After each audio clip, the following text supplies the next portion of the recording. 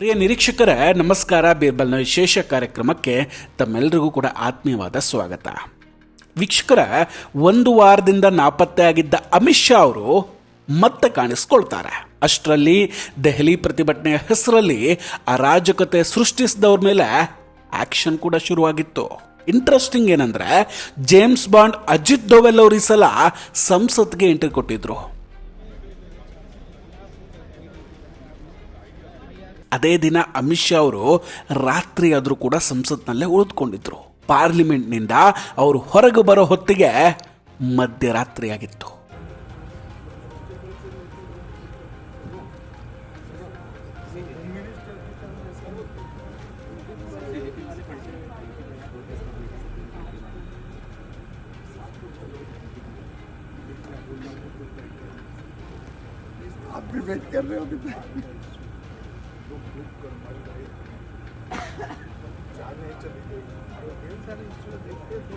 ಅಷ್ಟೊತ್ತು ಅಮಿತ್ ಶಾ ಅವರು ಅಲ್ಲೇನ್ ಮಾಡ್ತಿದ್ರು? ದೋವಲ್ ಸಂಸತ್ ಪ್ರವೇಶದ ಹಿಂದಿನ ರಹಸ್ಯ ಏನು? ಇದೆಲ್ಲದ್ರ ಬಗ್ಗೆ ಡಿಟೇಲ್ ಆಗಿ ಮಾತಾಡ್ತಾ ಹೋಗ್ತೀನಿ. ವಿಡಿಯೋವನ್ನು ಕೊನೆವರೆಗೂ ಮಿಸ್ ಮಾಡದೆ ನೋಡಿ. ಇನ್ನೂ ಕೂಡ ನಮ್ಮ ಬೀರ್ಬಲ್ ಚಾನಲನ್ನು ಸಬ್ಸ್ಕ್ರೈಬ್ ಮಾಡಿಲ್ಲ ಅಂದರೆ ಈ ಕೂಡಲೇ ಸಬ್ಸ್ಕ್ರೈಬ್ ಮಾಡಿ ಹಾಗೂ ಬೆಲ್ ಐಕಾನನ್ನು ಕ್ಲಿಕ್ ಮಾಡಿ.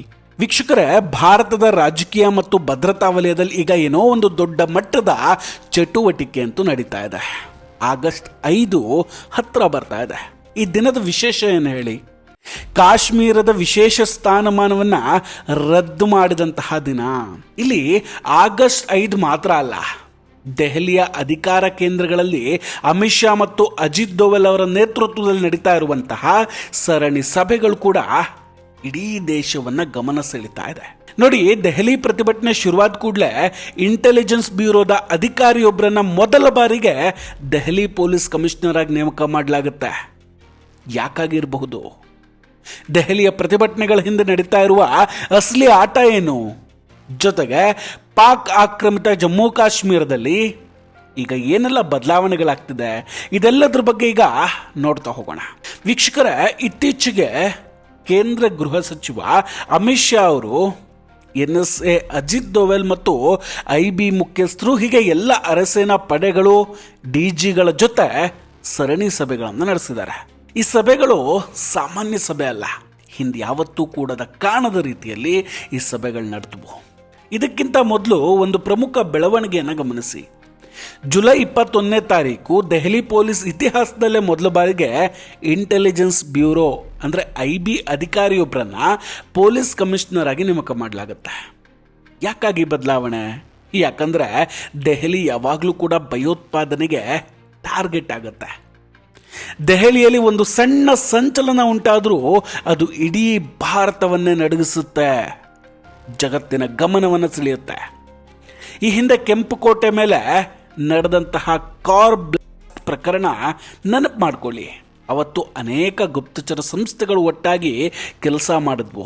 ಈಗಿನ ಪರಿಸ್ಥಿತಿಯಲ್ಲಿ 24 ಗಂಟೆಯೂ ಕೂಡ ಜಾಗರೂಕರಾಗಿರ್ಬೇಕಾಗತ್ತೆ. ದೆಹಲಿಯ ಜಂತರ್ ಮಂತರ್ನಲ್ಲಿ ನಡೆಯುವಂತಹ ಪ್ರತಿಭಟನೆಗಳು ಮೇಲ್ನೋಟಕ್ಕೆ ಮುಗ್ಧವಾಗಿ ಕಾಣಬಹುದು.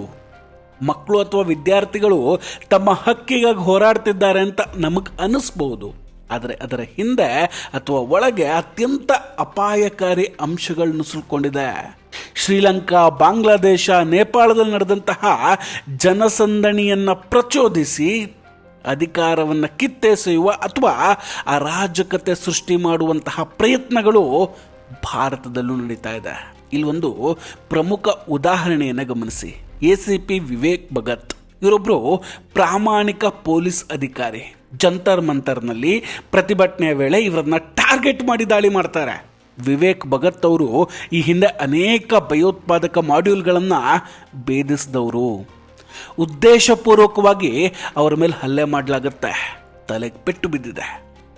ಇದು ಕೇವಲ ಆಕಸ್ಮಿಕ ಅಂತೂ ಅಲ್ಲ, ಅವರನ್ನು ಕೊಲ್ಲುವ ಉದ್ದೇಶದಿಂದಲೇ ದಾಳಿ ನಡೆದಂತೆ ಕಾಣಿಸ್ತಾ ಇದೆ. ಇಂತಹ ಪ್ರತಿಭಟನೆಗಳಲ್ಲಿ ಡಪ್ಲಿ ಗ್ಯಾಂಗ್ ಅಂತ ಕರೆಯಲ್ಪಡುವಂತಹ ಕೆಲ ಗುಂಪುಗಳು ಸೇರಿಕೊಂಡು ಭಾರತದ ವಿರೋಧಿ ಘೋಷಣೆಗಳನ್ನು ಕೂಗ್ತಾ ಇದೆ. ಅಲ್ಲದೆ ಈಗ ಟ್ರೆಂಡ್ ಕೂಡ ಬದಲಾಗ್ಬಿಟ್ಟಿದೆ ವೀಕ್ಷಕರೇ. ಈಗೆಲ್ಲ ಯುದ್ಧ ಕೇವಲ ಗಡಿಯಲ್ಲಿ ನಡೀತಾ ಇಲ್ಲ, ಅದು ನಮ್ಮ ಕೈಯಲ್ಲಿರುವ ಸ್ಮಾರ್ಟ್ ಫೋನ್ಗಳ ಮೂಲಕ ಮನೆಯೊಳಗೆ ಬಂದು ನಿಂತಿದೆ. ನೋಡಿ, 17ರಿಂದ 25 ವರ್ಷದ ಯುವ ಜನತೆಯನ್ನು ಟಾರ್ಗೆಟ್ ಮಾಡಿಕೊಂಡು ಡಾರ್ಕ್ ಟಾರ್ಗೆಟೆಡ್ ಕ್ಯಾಂಪೇನ್ ಅನ್ನು ನಡೆಸಲಾಗ್ತಾ ಇದೆ. ಮೆಟಾ, ಎಕ್ಸ್, ಗೂಗಲ್ನಂತಹ ಪ್ಲಾಟ್ಫಾರ್ಮ್ಗಳನ್ನು ಬಳಸಿ ಯುವಕರ ಮನಸ್ಸುಗಳನ್ನು ಬ್ರೈನ್ ವಾಶ್ ಮಾಡಲಾಗ್ತಾ ಇದೆ. ಇಲ್ಲಿ AI ಕೃತಕ ಬುದ್ಧಿಮತ್ತೆಯ ಆಟ ಹೇಗಿರುತ್ತೆ ನೋಡಿ. ನಿಮ್ಮ ಮಗ ಅಥವಾ ಮಗಳು ಯಾವ ವಯಸ್ಸಿನವರು, ಅವರು ಏನನ್ನು ಸರ್ಚ್ ಮಾಡ್ತಾರೆ ಅನ್ನೋದನ್ನು ಈ ಆಲ್ಗಾರಿದಮ್ಗಳು ತಕ್ಷಣವೇ ಗುರುತಿಸುತ್ತೆ. ಸೊ ಅವರಿಗೆ ಸರ್ಚ್ ಮಾಡ್ದಂಗೂ ನೆಗೆಟಿವ್ ಸುದ್ದಿಗಳು, ದೇಶದ ವಿರುದ್ಧದ ವಿಚಾರಗಳೇ ಬರೋ ಹಾಗೆ ಮಾಡಲಾಗುತ್ತೆ. ಉದಾಹರಣೆಗೆ ಯಾವುದೋ ಒಂದು ಫೇಕ್ ನ್ಯೂಸನ್ನು ಇವರ ಮೊಬೈಲ್ನಲ್ಲಿ ವಿಪರೀತವಾಗಿ ಬರುವಂಗೆ ಮಾಡ್ತಾರೆ. ಅರ್ಧಂಬರ್ಧ ಸತ್ಯದ ಕಥೆಗಳನ್ನೇ ಅವರ ತಲೆಗೆ ತುಂಬಲಾಗುತ್ತೆ. ಒಂದು ದೊಡ್ಡ ಕ್ಯಾಂಪೇನನ್ನು ಅವರಿಂದ ಶುರು ಮಾಡಿಸ್ತಾರೆ. ಇನ್ನೊಂದು ಆಘಾತಕಾರಿ ವಿಷಯ ಏನಂದರೆ, ಇತ್ತೀಚಿನ ದಿನಗಳಲ್ಲಿ ಭಾರತದಲ್ಲಿ ಇನ್ಸ್ಟಾಗ್ರಾಮ್ ಬಳಕೆದಾರರ ಸಂಖ್ಯೆ ಫೇಸ್ಬುಕ್ಗಿಂತ ಹೆಚ್ಚಾಗ್ಬಿಟ್ಟಿದೆ. ಜೊತೆಗೆ ಇದು ಯುವ ಜನತೆಯಲ್ಲಿ ತುಂಬ ಫೇಮಸ್ ಕೂಡ ಆಗ್ಬಿಟ್ಟಿದೆ. ರೀಸೆಂಟಾಗಿ ಪ್ರಧಾನಿ ಮೋದಿ ಅವರು ಇನ್ಸ್ಟಾಗ್ರಾಮ್ನಲ್ಲಿ ಯುವ ಜನತೆಯನ್ನು ಉದ್ದೇಶಿಸಿ ಮಾತನಾಡಿದಾಗ ಆ ವಿಡಿಯೋದ ರೀಚನ್ನು ಉದ್ದೇಶಪೂರ್ವಕವಾಗಿ ಕಡಿಮೆ ಮಾಡಲಾಗಿತ್ತು ಅನ್ನೋ ಆರೋಪಗಳು ಕೂಡ ಇದೆ. ಇದು ಕೇವಲ ತಾಂತ್ರಿಕ ದೋಷ ಅಂತೂ ಅಲ್ಲ, ಇದೊಂದು ವ್ಯವಸ್ಥಿತ ಸಂಚು ಅಂತ ಹೇಳ್ಬೋದು. ಈಗ ಪಾಕ್ ಆಕ್ಯುಪೈಡ್ ಜಮ್ಮು ಕಾಶ್ಮೀರದ ಕಡೆ ಬರೋಣ. ನೋಡಿ, ಅಲ್ಲಿನ ಪರಿಸ್ಥಿತಿ ಈಗ ಕೈಮೀರಿ ಹೋಗ್ಬಿಟ್ಟಿದೆ. ಪಾಕಿಸ್ತಾನ ಸರ್ಕಾರ ತನ್ನದೇ ನಾಗರಿಕರ ಮೇಲೆ ಅತ್ಯಂತ ಕ್ರೂರವಾಗಿ ವರ್ತಿಸ್ತಾ ಇದೆ. ಇತ್ತೀಚಿನ ವರದಿಗಳ ಪ್ರಕಾರ ಅಲ್ಲಿ ಸುಮಾರು 180ಕ್ಕೂ ಹೆಚ್ಚು ಅಧಿಕೃತ ಕೊಲೆಗಳು ನಡೆದಿದೆಯಂತೆ.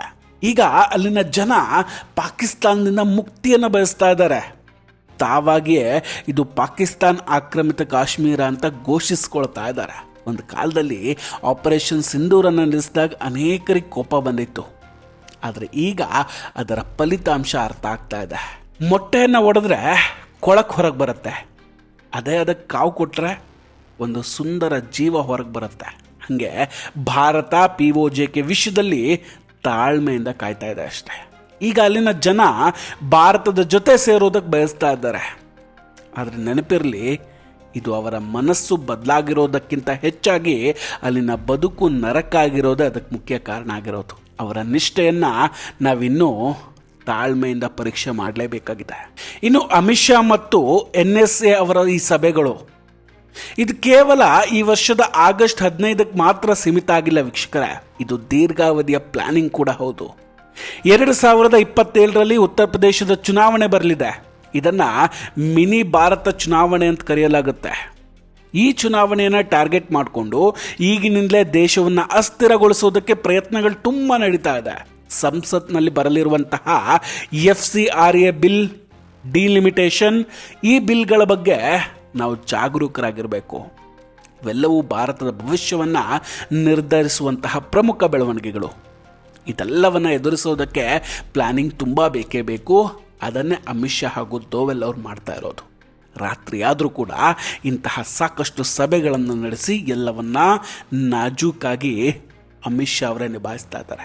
ಈಗ ವೀಕ್ಷಕರೇ, ನಾವು ಕೂಡ ಎಚ್ಚೆತ್ತುಕೊಳ್ಳುವಂತಹ ಸಮಯ ಬಂದಿದೆ. ನಮ್ಮ ಮಕ್ಕಳು ಸೋಷಿಯಲ್ ಮೀಡಿಯಾದಲ್ಲಿ ಏನನ್ನು ನೋಡ್ತಿದ್ದಾರೆ ಅನ್ನೋದು ನಮಗೆ ಗೊತ್ತಿರಬೇಕಲ್ವೇ. ದೇಶವನ್ನು ಒಳಗಿನಿಂದ ಒಡೆಯೋದಕ್ಕೆ ಪ್ರಯತ್ನಿಸ್ತಾ ಇರುವಂತಹ ಶಕ್ತಿಗಳ ಬಗ್ಗೆ ನಾವು ತುಂಬ ಜಾಗರೂಕತೆಯಿಂದ ಇರಬೇಕಾಗತ್ತೆ. ವೀಕ್ಷಕರೇ, ಇದೆಲ್ಲದರ ಬಗ್ಗೆ ನಿಮ್ಮ ಅಭಿಪ್ರಾಯ ಏನು? ದಯವಿಟ್ಟು ಕಮೆಂಟ್ ಮಾಡಿ ತಿಳಿಸಿ. ನಾವು ಕೊಟ್ಟಂತಹ ಮಾಹಿತಿಗಳು ನಿಮಗಿಷ್ಟ ಆಗಿದ್ದರೆ ವಿಡಿಯೋವನ್ನು ಲೈಕ್ ಮಾಡಿ ಹಾಗೂ ಶೇರ್ ಮಾಡಿ. ಇನ್ನೂ ಕೂಡ ನಮ್ಮ ಬೀರ್ಬಲ್ ಚಾನಲನ್ನು ಸಬ್ಸ್ಕ್ರೈಬ್ ಮಾಡಿಲ್ಲ ಅಂದರೆ ಈ ಕೂಡಲೇ ಸಬ್ಸ್ಕ್ರೈಬ್ ಮಾಡಿ ಹಾಗೂ ಬೆಲ್ ಐಕಾನನ್ನು ಕ್ಲಿಕ್ ಮಾಡಿ. ನಮಸ್ಕಾರ, ಟೇಕ್ ಕೇರ್ ಆ್ಯಂಡ್ ಬಾಯ್. ಮತ್ತೆ ಭೇಟಿಯಾಗೋಣ. ಜೈ ಹಿಂದ್.